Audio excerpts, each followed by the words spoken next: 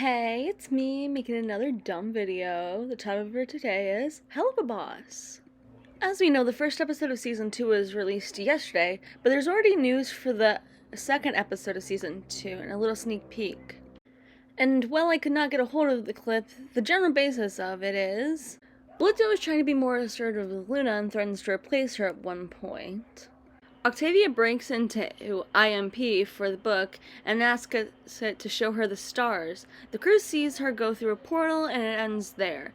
And while not a lot of info, I think I've got this episode figured out.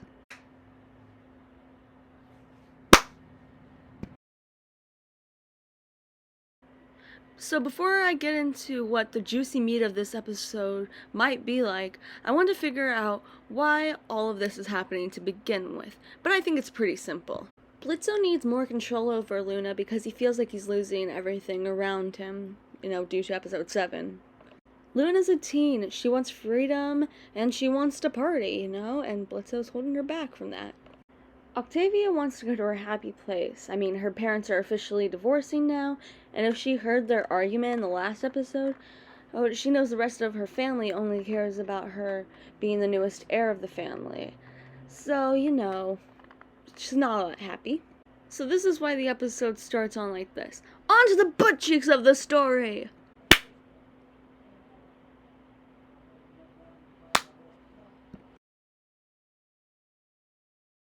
So Octavia has the book, the only way IMP can do their job, so they need to go get it and her, because if anything happens to either, they are fucked. So originally I thought they were not going to go to Stolas, but then I couldn't think of any other way for them to get to where Octavia is. So the 5 of them go on a trip to find her and the book.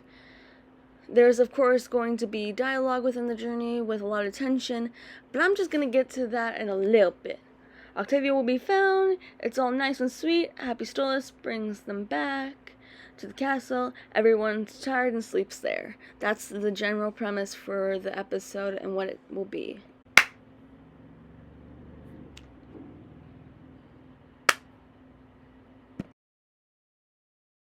Okay, this episode is going to help clear some of the tension throughout, which means there's going to be some relationship building, specifically between Blitzo and Luna, Stolas and Octavia, and Blitzo and Stolas. So we're going to go in order of that and talk about them.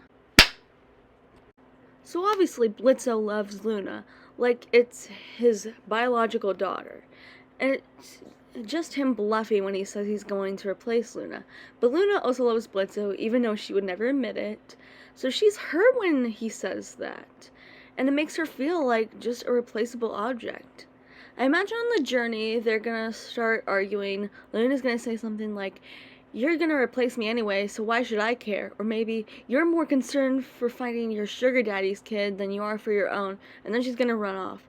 Blitz is gonna go tell the others to go on ahead, and he's gonna go for Luna.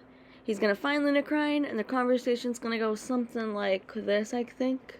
On my script for what I think it's gonna be, I'm gonna be playing the part of Blitzo. This will be Luna, because why not? Looney! Go away, Blitz!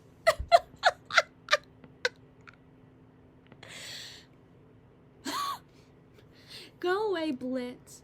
Luna, why didn't you tell me you felt this way? Don't act all fatherly now. I know I'm just an expendable product to you. There is silence. Luna, did I ever tell you about my childhood? She doesn't answer. I grew up in the circus. My father was the ringleader. It didn't matter how many times I got hurt or tried to grab his attention. He always ignored me till I was useful to him. Why are you telling me this, Blitz? 'Cause I know what it's like to grow up thinking you're expendable. It's never the life I wanted you to live. I wanted you to feel loved and acknowledged, but I guess I failed in that, He laughed sadly. If you want to leave Imp after this, I won't stop you, but will you at least come with me for the rest of this trip? He smiles, offering a hand. She wipes her tears, smiling back. Sure, Dad. Oh, how sad. Okay, after watching that beautiful performance, here's some cliff notes, you know? I'm sure there would be more dialogue, but, you know, this is just like the shortened version of this.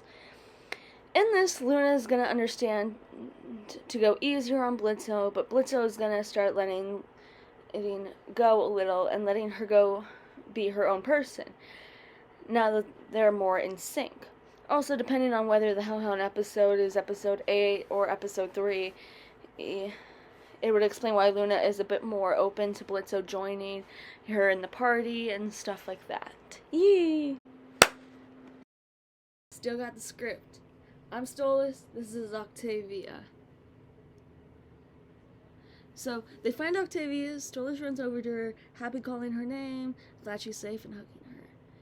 Dad, what are you doing here? We came to get you. I've been worried sick. Just leave me alone. I'm not leaving.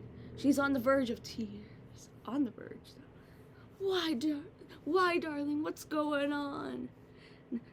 Don't play dumb. You and Mom are divorcing, and now I find out all you wanted it was me to be some stupid heir? You never loved me. All you cared about was keeping the family happy. There was a very long silence. Do you recall when I couldn't find the right words back at Lululand? I found them now. I never loved your mother the way I loved you. I look at her and I feel resentment, not just for her, but for the ones who forced our courtship. There was only one good thing that came of our marriage, and that was you, my darling. And frankly, who the fuck cares what the family thinks anymore? All that matters is that you are happy. He waits a little bit for her to process the information. He's a good dad. I know you're... Oh, wait, no, this is Octavia. I'm Stolas. Sorry. I know you're going with your mother, but... What? No, I don't want to go with her. I want to stay with you. You actually thought about me during all this? She hasn't even spoken a word to me in almost 2 years. She's a huge narcissist. Stolas laughs. Are you sure? I'm as sure as the stars are bright. So yeah, that's their scene. Millie would probably interrupt with some kind of "aw" after that scene, but Stolas admits it all to Octavia, and you know he's caring of her feelings. He knows she's not a little girl. Sorry, my script's fucked up. Who doesn't know about the world, and also in a way disowns his family, letting her know he picks her over the whole world. And Octavia helps Stolas with his generational trauma, you know, as he has something he cares more about than his family's acceptance, his own daughter, you know. So yeah, so cute, so happy. Hello, I've got my script. Oh, bitch, move. Am I recording? Yes. This is really awkward. I get to play both parts this time because I'm Stolas and Blitzo. Yay! But it's just me looking down at my phone the whole time. So they all go back to hell. It's Stolas' castle. Everyone's asleep except for Blitzo and Stolas. They haven't spoken alone since the night as at Amodius. It's a good episode, but sad too.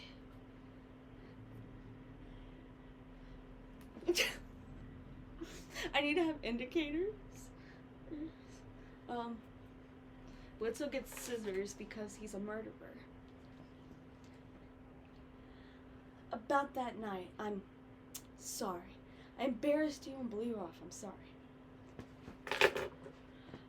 I was angry with you. I still am a little. But I also understand in the past, I have used you. I know that can't feel good. To where it seems like I'm only interested in quick flings and that you are being used. I'm sorry for that. Well, if it's any consolation, I've used you too. I have, and most likely will always be a selfish imp. He laughs to himself. It's silent. You said that I make it very clear that all I want from you is sex. How could I change that?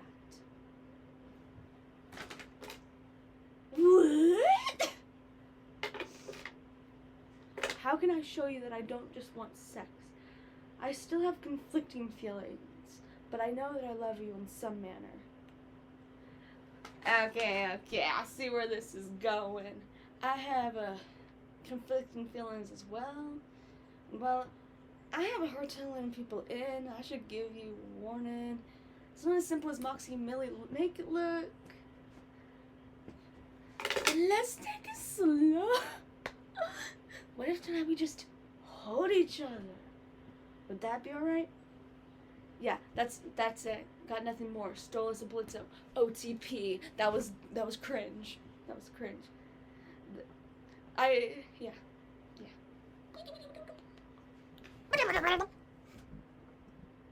So as Cringe Emily already said, OTP right here.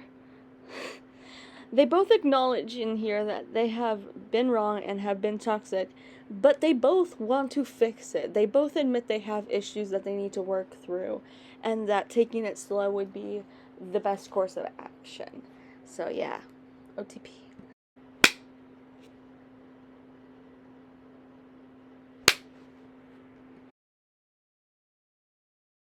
Will any of this happen? Probably not. But I saw that sneak peek this morning as soon as I woke up, and I've been working on this video ever since, and now it's 5 p.m. I have not stopped working on this.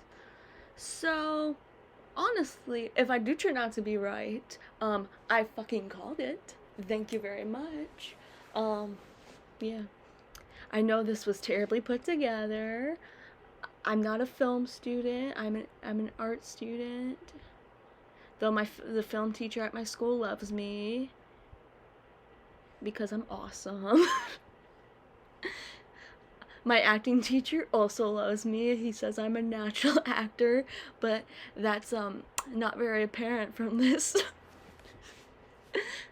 Okay, well, that was it for my video essay of the day. I'm gonna do more eventually. I just am depressed, and school's about to start up again. I'm like, I hate school.